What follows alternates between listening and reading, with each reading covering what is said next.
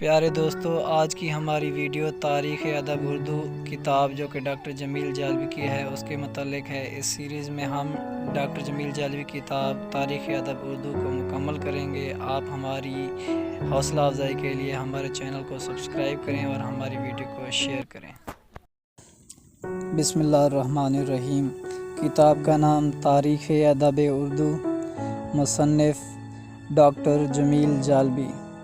پیش لفظ: تاریخ ادب اردو کی جلد دوم آپ کے سامنے ہے، جسے پڑھنے والوں کی آسانی کی خاطر 2 حصوں میں تقسیم کر دیا گیا ہے۔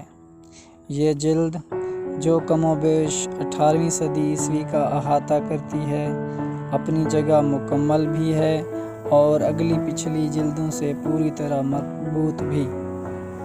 جلد اول 1975 عیسوی میں شائع ہوئی تھی اور جلد دوم پر میں نے 1974 عیسوی ہی میں کام شروع کر دیا تھا، جو تقریباً 8 سال بعد مارچ 1982 عیسوی میں مکمل ہوئی۔ یہ عرصہ ایسے گزر گیا جیسے کل کی بات ہو۔ اس طویل مدت کی وجہ یہ تھی کہ میں نے ادبی تاریخ نویسی کی بنیاد دوسروں کی آراء یا سنی سنائی باتوں پر نہیں رکھی، بلکہ سارے کلیات، ساری تصانیف، کم و بیش سارے اصلی تاریخی، ادبی اور غیر ادبی مآخذ سے براہ راست استفادہ کر کے تاریخ ادب تک پہنچنے کی کوشش کی ہے، اور پوری ذمہ داری و شعور کے ساتھ کم سے کم لفظوں میں اسے بیان کر دیا ہے۔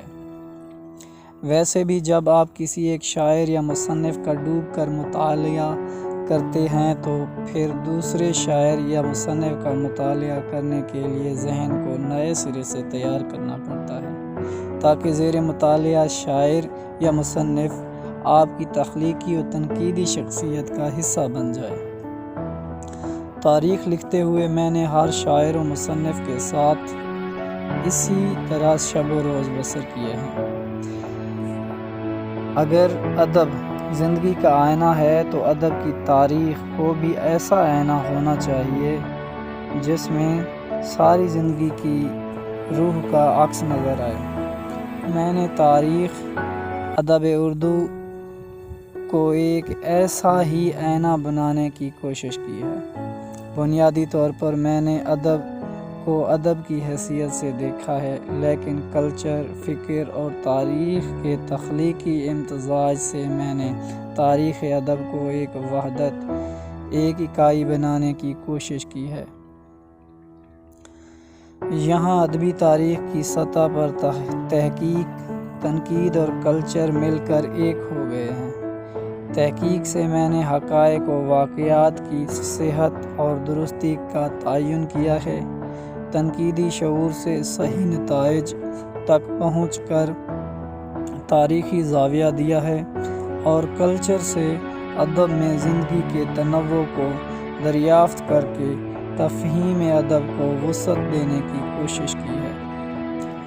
آپ کو ان صفحات میں اسی لیے تحقیق میں تنقیدی شعور اور تنقید میں تحقیقی روشنی نظر آئے گی۔ یہی امتزاج تاریخ ادب اردو کا نمایاں پہلو اور اس کی انفرادیت ہے۔ اسی امتزاج کے ساتھ آپ کو اس تاریخ میں کئی سطحیں ملیں گی، تنقیدی و فکری سطح بھی اور تحقیقی و تہذیبی سطح بھی، روایت و تبدیلی کا سفر بھی اور شاعروں مصنفوں کا تجزیہ بھی، سماعی حالات بھی اور تصانیف کا مطالعہ بھی، اسلوب و طرز کا تجزیہ بھی اور لسانی تبدیلیوں کے مباحث بھی، اور ان سب کے ساتھ ایک اسلوب بیان بھی، ایسا اسلوب جو آئینے کی طرح صاف و شفاف ہو، رواں و شگفتہ ہو اور عام بول چال کی زبان سے قریب ہوتے ہوئے ادبی ہو۔ تاریخ ادب لکھتے ہوئے میں نے رنگین شاعرانہ اسلوب سے حد الوسع دامن بچایا ہے، تاکہ اسلوب کی رنگینی اصل تاریخ کو حسب ضرورت اصل تاریخ کو مائد نہ کر دے۔ جہاں بے ضرورت فارسی و عربی الفاظ سے گریز کیا ہے وہاں حسب ضرورت اضافتوں کا استعمال بھی کیا ہے، اور کہیں غیر عربی و فارسی لفظوں میں اضافات و عطف استعمال کر کے اردو نثر کے لحن اور آہنگ کو ابھارا ہے تاکہ پڑھنے والا شاعری کے آہنگ کی طرح نثر کے لحن سے بھی لطف اندوز ہو سکے، اور یہ نثر ایسی ہو جو ادبی تاریخ کے مزاج سے پوری مطابقت رکھتی ہو۔ یہ کام طویل اور پیچیدہ جملوں سے بھی لیا گیا ہے اور چھوٹے جملوں سے بھی۔ اگر تاریخ پڑھتے ہوئے آپ کو جملوں کی طوالت اور پیچیدگی کا احساس نہیں ہوا تو اس کے معنی یہ ہیں کہ میں نثر لکھنے میں ناکام نہیں رہا۔ تاریخ کا کام صرف یہ نہیں کہ وہ واقعات و حقائق کا محض اندراج کر دے، بلکہ ضروری ہے کہ مختلف سروں کو باہمی ربط دے کر ایک ایسی تنظیم میں لے آئے کہ یہ تصویر پڑھنے والے کے ذہن پر نقش ہو جائے اور ادب کا حقیقی تاریخی ارتقا بھی نظروں کے سامنے آ جائے۔ تاریخ بیک وقت کیوں اور کیسے کا جواب بھی ہے، جس میں مختلف عوامل اور رجحانات کی وجہ دریافت کر کے انہیں ایک مشترک رشتے میں پرونا ہوتا ہے۔ تاریخ ادب میں جہاں کسی دور کے اپنے معیار اور نظام اقدار کی مدد سے ادب کا مطالعہ کیا جاتا ہے، وہاں ساتھ ساتھ دائمی ادبی معیاروں سے بھی تخلیقات کا مطالعہ کیا جاتا ہے۔ تاریخ ادب پڑھتے ہوئے یہ بات بھی محسوس ہونی چاہیے کہ جہاں مخصوص واقعات اور رجحانات شخصیتوں کو جنم دے رہے ہیں، وہاں ادبی شخصیتیں بھی واقعات اور رجحانات کو جنم دے کر تاریخی دھارے کو نئی جہت دے رہی ہیں۔ زندگی میں جو حرکت و عمل نظر آتے ہیں، ان کی واضح جھلک ادبی تاریخ میں بھی نظر آنی چاہیے۔ ادبی تاریخ کے مطالعے سے یہ بات بھی سامنے آنی چاہیے کہ حال کا ماضی سے کیا رشتہ ہے، اور یہ بات بھی کہ حال ماضی کو کیسے بدلتا رہتا ہے۔ یہ رشتے نظام اقدار میں بھی ملیں گے اور تخلیقی عمل میں بھی، روایت پرستی میں بھی اور روایت شکنی میں بھی۔ ادب کے مورخ کے لیے ضروری ہے کہ اس میں بیک وقت تاریخی شعور بھی ہو اور قوت تجزیہ بھی، نتائج اخذ کرنے کی صلاحیت بھی ہو اور گہری تنقیدی نظر بھی، تحقیقی مزاج و تربیت بھی ہو اور گہرا لسانی شعور بھی۔ اس نے نہ صرف اپنے ادب کا مربوط مطالعہ کیا ہو بلکہ قدیم و جدید بلکہ جدید تر ادب پر بھی گہری نظر رکھتا ہو۔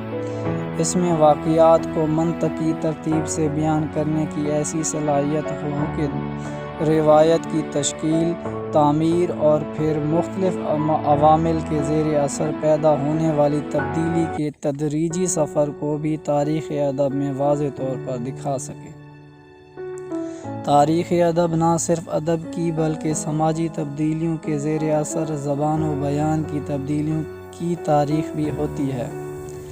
ادب کی تاریخ میں ان تخلیقات کا مطالعہ بھی آ جاتا ہے جنہوں نے اپنے دور میں معاشرے کو متاثر کیا اور سماجی تبدیلی کے ساتھ بے جان ہو کر تاریخ کی جھولی میں جا گری، اور ان کا بھی جو قدیم ہوتے ہوئے بھی آج اسی طرح زندہ و موجود ہیں۔ تاریخ کا کام ادبی روایت کو اپنے اصل خد و خال کے ساتھ اجاگر کرنا ہوتا ہے، اور پھر اس روایت سے پیدا ہونے والی اس انفرادیت کو بھی، جیسے ایک تخلیقی شخصیت اور دوسری تخلیقی شخصیت میں لطیف اور نازک فرق پیدا ہوتا ہے۔ کہیں یہ انفرادیت محض تجربے کی انفرادیت ہوتی ہے اور کہیں یہ انفرادیت زمان و مکان سے آزاد ہو کر آفاقیت بن جاتی ہے۔ اسی سے مختلف شخصیتوں کا ان کے اپنے دور میں اور پھر آج تک کی تاریخ میں مقام متعین ہوتا ہے۔ اسی سے یہ مسئلہ بھی طے ہو جاتا ہے کہ کس ادبی شخصیت کا ذکر تاریخ میں کیا جانا چاہیے اور کتنا۔ ادبی تاریخ لکھتے ہوئے یہ اور اس قسم کے بے شمار مسائل سامنے آتے ہیں۔ میں نے تاریخ ادب اردو میں حتی الوسع یہی کوشش کی ہے۔ میں نے ادوار کی زمانی تقسیم کے ساتھ روایت کی تشکیل و تعمیر اور رد عمل و تبدیلی کو بنیادی طور پر سامنے رکھا ہے تاکہ زمانی ترتیب، روایت کا سفر اور تاریخ ادب بیک وقت سامنے آ جائیں۔ جدید ادبی تاریخ کے ادوار کی تقسیم اس طرح ہونی چاہیے: متقدمین، متوسطین اور متاخرین کی جو تقسیم پہلی بار قائم چاند پوری نے اپنے تذکرے مخزن نکات میں کی تھی، وہ اب یقیناً بے معنی ہو گئی ہے۔ میں نے ان تمام مباحث کو بھی تاریخ کے دامن میں سمیٹنے اور صاف کرنے کی کوشش کی ہے، جن پر مختلف زاویوں سے صاحبان علم و ادب اظہار خیال کر چکے ہیں۔ تاریخ ادب اردو میں نے کم و بیش ہر بات کو حوالے اور سند کے ساتھ پیش کیا ہے۔ یہاں آپ کو تنقید کی مختلف صورتیں بھی ملیں گی، تخلیقی و معروضی بھی اور نفسیاتی و سماجی بھی، تہذیبی و نظریاتی بھی اور عملی اور تجزیاتی بھی، تشریحی و لسانیاتی بھی اور اخلاقی و جمالیاتی بھی۔ اور اس کی وجہ یہ ہے کہ ہر تخلیقی و تاریخی شخصیت کا مطالعہ ایک ہی معیار اور ایک ہی پیمانے سے نہیں کرنا چاہیے۔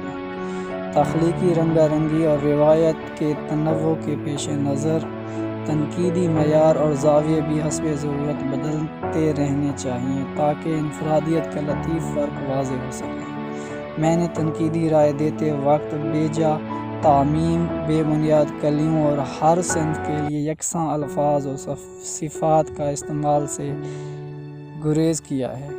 جن مصنفوں کی تصانیف غیر مطبوعہ تھیں، ان کے اقتباسات اپنے نقطۂ نظر یا تنقیدی رائے کی وضاحت کے لیے اس لیے زیادہ دیے ہیں کہ یہ مخطوطات قاری کی دسترس سے باہر ہیں۔ ہمارے ہاں اب تک شاعروں اور مصنفوں کے مستند و مربوط حالات زندگی بھی مرتب نہیں ہوئے۔ ولادت و وفات اور اہم واقعات کے مستند سنین بھی متعین نہیں ہوئے۔ اکثر تصانیف و دواوین کے زمانہ تصنیف بھی غیر متعین ہیں، مستند متن بھی موجود نہیں۔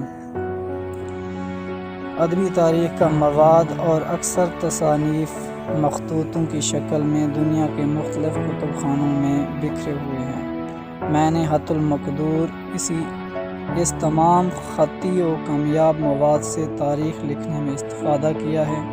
مختصراً یہ کہ تاریخ ادب اردو لکھنے کے لیے میں نے وہ سب کچھ کیا ہے جو میرے بس میں تھا۔ زیر نظر دور کا بنیادی سنہ ہجری ہے، اس لیے اس کو بنیادی طور پر استعمال کیا ہے، لیکن آج کے پڑھنے والوں کے لیے سہولت کے لیے عیسوی سنین بھی ساتھ دے دیے ہیں۔ پڑھنے والوں کی آسانی کے لیے سارے حواشی بھی ہر باب کے آخر میں جمع کر دیے ہیں اور ان کی ترتیب کے حوالے متن میں درج کر دیے ہیں۔ ان حواشی میں کتابوں کے حوالوں کے علاوہ بعض مفید نکات بھی ملیں گے۔ بعض ایسے حوالے جن کا مطالعہ قاری کے لیے ضروری تھا اسی صفحے پر درج کر دیے گئے ہیں۔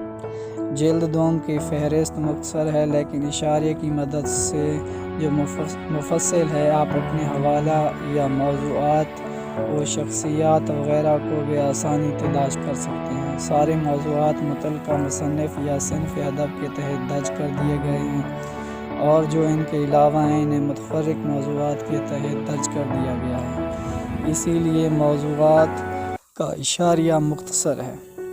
میں مجلس ترقی ادب کے ناظم اعلیٰ مسمی جناب احمد ندیم قاسمی صاحب کا انتہائی شکر گزار ہوں، جنہوں نے میرے اس کام میں ہمیشہ دلچسپی لی، حوصلہ بڑھایا اور حسن و خوبی کے ساتھ اسے شائع کیا۔